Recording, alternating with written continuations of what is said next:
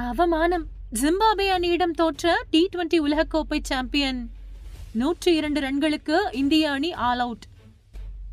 Zimbabwe அணிக்கு எதிரான போட்டியில் இந்திய அணி 13 ரன்கள் வித்தியாசத்தில் மோசமான தோல்வியை சந்தித்துள்ளது. 116 ரன்கள் என்கின்ற இலக்கை மட்டுமே துரத்திய இந்திய அணி வெறும் 102 ரன்கள் மட்டுமே எடுத்து தோல்வியடைந்தது.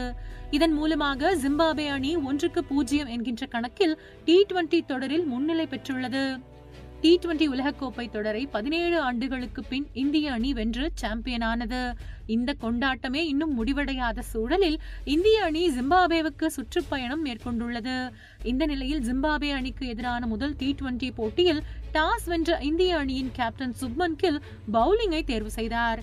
இதன் பின் களமிறங்கிய ஜிம்பாப்வே அணி 20 ஓவர்களில் 9 விக்கெட்டுகள் இழப்பிற்கு 115 ரன்களை சேர்த்தது.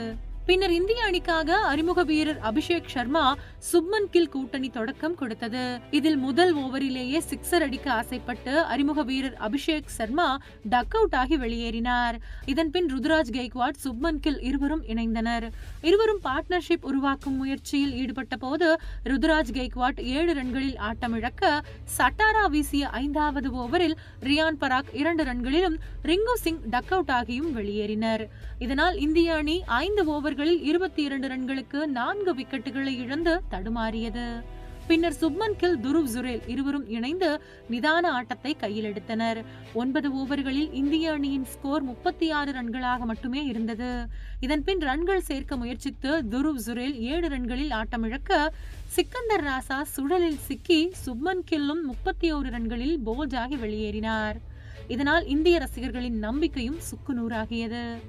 இதனால் உற்சாகமடைந்த ஜிம்பாப்வே ரசிகர்கள் ஒவ்வொரு டாட் பாலுக்கும் கோஷம் எழுப்பி கொண்டாடினர். பின்னர் வந்த ரவி பிஷ்னாய் 9 ரன்களில் ஆட்டமிழக்க வாஷிங்டன் சுந்தர், ஆவேஷ் கான் கூட்டணி சிறிது நேரம் தாக்குப்பிடித்தது.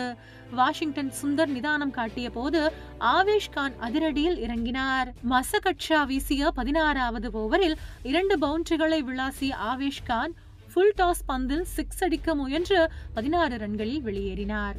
பின்னர் வந்த முகேஷ்குமார் டக் அவுட் ஆகி வெளியேறினார். இதனால் இந்திய அணி 86 ரன்களுக்கு 9 விக்கெட்டுகளை இழந்தது. கடைசி 18 பந்துகளில் 30 ரன்கள் எடுத்தால் வெற்றி என்ற நிலை வந்தது. அடுத்த 2 ஓவர்களில் 14 ரன்கள் சேர்க்கப்பட கடைசி 6 பந்தில் வெற்றிக்கு 16 ரன்கள் தேவைப்பட்டது. இந்த ஓவரின் முதல் 4 பந்துகளில் 2 ரன்கள் மட்டுமே சேர்க்கப்பட இந்திய அணி தோல்வி உறுதியானது. 5வது பந்தில் வாஷிங்டன் சுந்தர் 27 ரன்களுக்கு ஆட்டமிழக்க இந்திய அணி 102 ரன்களுக்கு ஆல் அவுட் ஆகியது.